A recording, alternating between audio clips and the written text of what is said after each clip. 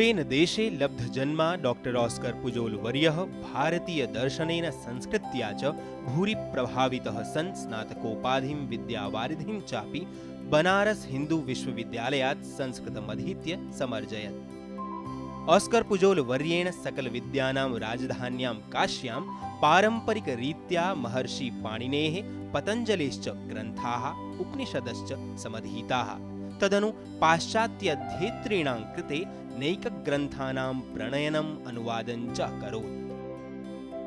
We welcome you, sir. Namaskar. Namaskar. At the very outset, we would like to know that what attracted you towards India and especially Sanskrit? I should say that it was a woman who attracted me to India. My wife, because she wanted to visit India and I came with her here. And then it was India that attracted me to Sanskrit, because after coming to India and seeing, Indian civilization, and especially coming in touch with a book called Bhagavad Gita, I was so impressed that I decided to come back to my country, start learning Sanskrit, and after I had the opportunity to come here on a Spanish scholarship, and I was very fortunate, my wife accompanied me. She was doing Bharatanatyam and she became a dancer. We were very happy because we could stay 16 years in Banaras Hindu University, and I could learn the feet of great pandits there. I remember how impressed I was with pandits like Dr. Bhagishastri. He was my first teacher there. I studied with him many years. I discovered, that Sanskrit was not only, as we suppose in the West, a dead language, but a living energy, and he is an extraordinary teacher. I did my PhD on a Sanskrit manuscript from Bengal. It's a manuscript on Sanskrit grammar called Tantra Pradipa. And I did this with Shri Narayan Mishra, he's no longer here.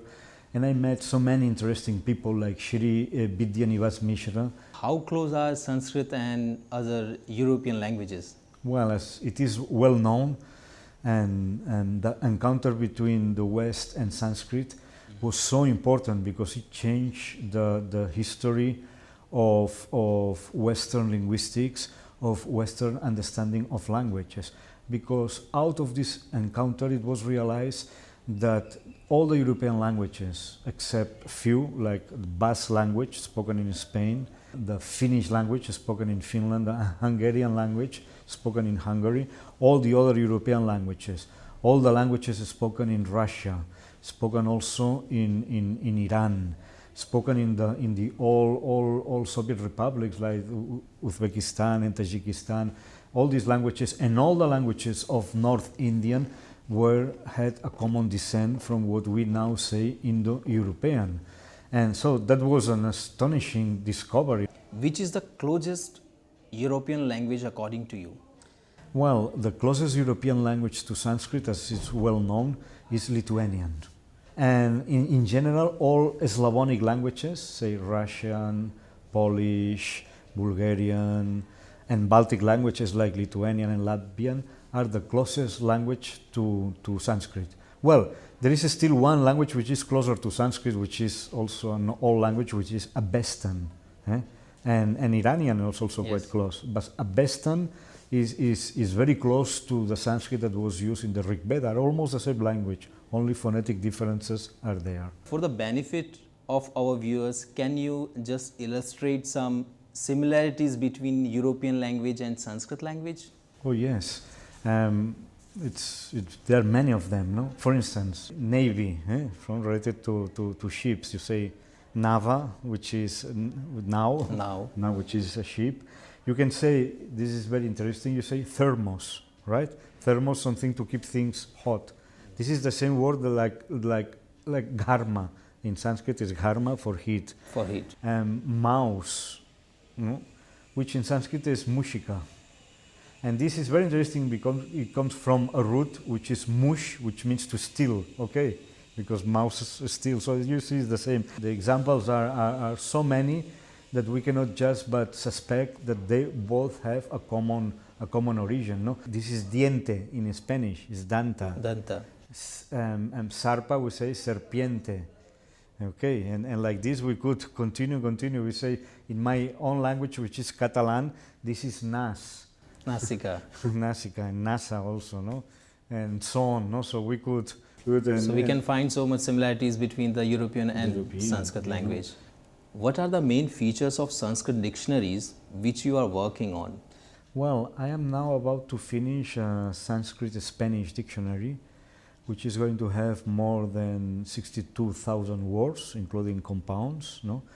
This is a new version of an older dictionary which already published about more than 12 years ago, which was a Sanskrit Catalan. First time that this is being done is to put for each word both the etymology according to Western linguistics, according to historical philology and comparative philology, and the etymology of the words according to the Vyutpatti given by Panini in his Ashtadhyayi and the commentaries. No? You have also giving the type of compound. When a compound, if it is a Tat Purusha, if it is a Bahuvrihi, if it is a Karmadharaya, you have also notations for that to help the student to understand the structure of a compound word given in the dictionary. We would like to know that how much interested are the people of Brazil in learning of Sanskrit?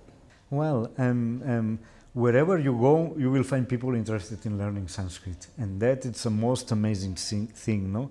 Because even it is a minority language, it has become a global language. Actually, I have been giving Sanskrit courses at the State University of Rio de Janeiro. I've been also asked to give next year Sanskrit courses at the Federal University of Rio de Janeiro. But I mean to say that you go to Rio de Janeiro, you find people interested in Sanskrit. Of course, must not think that you have thousands of people interested. Thank you, sir.